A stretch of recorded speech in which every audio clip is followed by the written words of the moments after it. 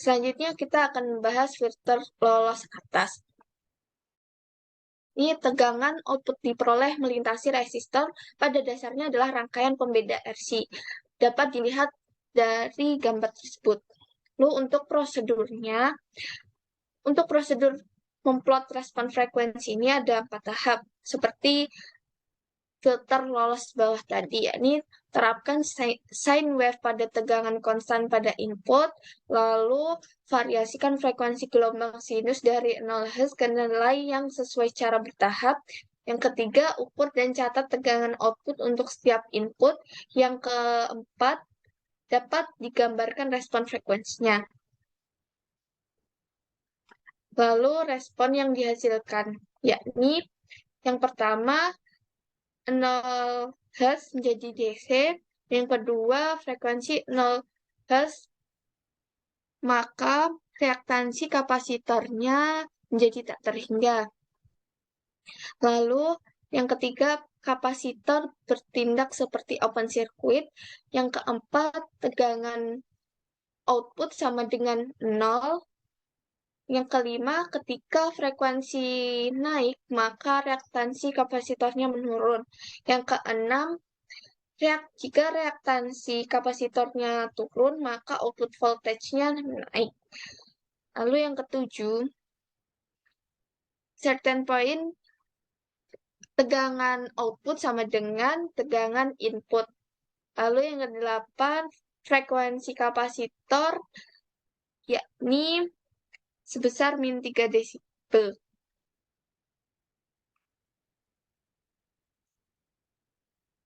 Selanjutnya kita akan membahas filter lolos pita atau bandpass filter. Nah, frekuensi dari W1 radian per detik sampai W2 radian per detik adalah dilewatkan, sementara frekuensi lain ditolak.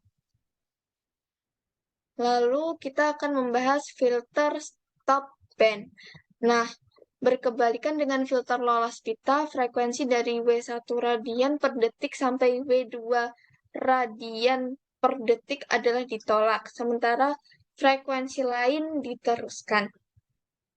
Nah, selanjutnya kekurangan dari filter pasif yang telah dibahas tadi, yakni sirkuit ini tidak dapat memberikan keuntungan apapun. Lalu selalu ada beberapa kehilangan sinyal bahkan di passband. Yang ketiga, kekurangannya tidak ada perubahan tegangan output yang tiba-tiba saat beralih dari passband ke stopband. Dengan kata lain, respon frekuensi tidak tajam. Dan jika induktor digunakan, sirkuit menjadi besar dan mahal. Selanjutnya, keuntungan dari menggunakan filter pasif, yakni satu, daya tambahan tidak diperlukan, dapat menangani tegangan besar, arus, dan daya, dan tidak ada batasan tentang frekuensi. Selanjutnya, kita akan membahas filter aktif. Filter aktif ini menggunakan komponen aktif dan pasif. Untuk membuat filter aktif diperlukan komponen aktif, yakni transistor atau op-amp, dan komponen pasif, yakni R, L, dan C, yakni resistor, induktor, dan kapasitor. Lalu, fitur filter aktif dengan op-amp, yakni dapat memberikan beberapa keuntungan, lalu respon frekuensinya yang tajam, dan passband dan stopband dapat dipisahkan dengan jelas. Lalu, filter aktif ini dibedakan menjadi 5, yakni high pass filter, low pass filter, band pass filter, all pass filter, dan band stop filter. Pertama kita akan membahas high pass filter. High pass filter ini sendiri adalah jenis filter yang melewatkan frekuensi tinggi tetapi mengurangi amplitudo frekuensi yang lebih rendah daripada frekuensi cut-off. Filter ini juga disebut biasanya low cut filter, bass cut filter, atau rumble. Lalu, high pass filter ini sendiri adalah lawan dari low pass filter, dan band pass filter adalah kombinasi dari high pass filter dan low pass filter. Filter ini sangat berguna sebagai filter yang dapat memblokir komponen frekuensi rendah yang tidak diinginkan dari sebuah sinyal kompleks saat melewati frekuensi tertinggi. High pass filter yang paling simpel terdiri dari kapasitor yang terhubung secara paralel dengan resistor, di mana resistansi dikali dengan kapasitor adalah menjadi time constant. Selanjutnya kita akan membahas low pass filter. Low pass filter ini sendiri direalisasikan dengan meletakkan kumparan secara seri dengan sumber sinyal atau dengan meletakkan kapasitor secara paralel dengan sumber sinyal. Kumparan yang diletakkan secara seri dengan sumber tegangan akan meredam frekuensi tinggi dan meneruskan frekuensi rendah. Sedangkan sebaliknya, kapasitor yang diletakkan seri akan meredam frekuensi rendah dan meneruskan frekuensi tinggi. Nah, suatu filter lolos bawah orde 1 dapat dibuat dari suatu tahanan dan satu kapasitor. Low pass filter ini gambarnya seperti ini. Selanjutnya kita akan membahas band pass filter. Band pass filter ini merupakan perangkat yang melewati frekuensi dalam kisaran tertentu dan menolak frekuensi di luar kisaran tersebut. Contoh dari analog electronic band pass filter adalah sirkuit RLC. Lalu, filter ini juga dapat dibuat dengan menggabungkan pass filter rendah dengan pass filter tinggi. Band pass filter digunakan terutama di nirkabel pemancar dan penerima. Fungsi utama filter seperti di pemancar adalah untuk membatasi bandwidth sinyal output minimum yang diperlukan untuk menyampaikan data pada kecepatan yang diinginkan dan dalam bentuk yang diinginkan. Pada receiver, sebuah band pass filter memungkinkan sinyal dalam rentang frekuensi yang dipilih untuk didengarkan, sementara mencegah sinyal pada frekuensi yang tidak diinginkan. Nah, bentuk band pass filter seperti ini. Lalu, band pass filter itu sendiri dibedakan menjadi dua, yakni wide dan narrow.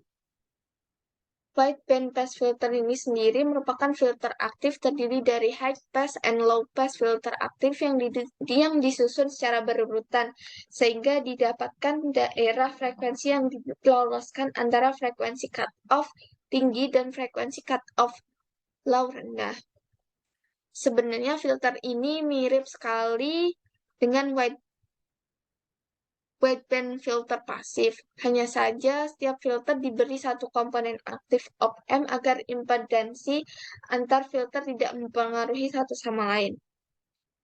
Nah, wideband pass filter ini melewati frekuensi antara FL dan FH. Nah, quality faktornya itu kurang dari 10. Selanjutnya, narrowband filter ini sendiri umumnya menggunakan rangkaian filter dengan topologi silent key dan multi-feedback filter yang melewati frekuensi antara FL dan FH dan quality faktornya lebih dari 10. Dapat dilihat grafiknya seperti ini.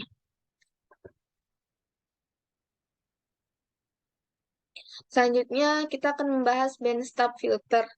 Nah, bandstop filter ini adalah filter yang melewati frekuensi paling tidak berubah, tetapi attenuate mereka dalam rentang tertentu ke tingkat yang sangat rendah. Ini adalah kebalikan dari filter bandpass. Nah, bandstop filter ini juga dibedakan menjadi dua, yakni wideband reject filter dan narrowband reject filter. Pertama, wideband reject filter ini memblokir frekuensi antara FL dan FH dan quality factornya yakni kurang dari 10. Selanjutnya, narrowband reject filter ini atau notch filter ini memblokir frekuensi antara FL dan FH juga, namun quality faktornya lebih dari 10. Yang terakhir yakni all pass filter. All pass filter ini ketika sinyal ditransmisikan melalui saluran transmisi seperti kabel telepon, mereka mengalami perubahan fase. Nah, untuk mengkompensasi perubahan fase ini, semua pass filter diperlukan. Maka semua pass filter juga disebut delay equalizer atau phase correction.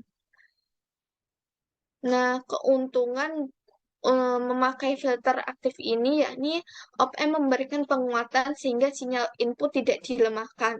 Filter aktif juga mudah disesuaikan atau di-setel, tidak ada masalah pemuatan dan biaya yang dipakai lebih murah. Perbandingan dari passive filter dan active filter seperti ini.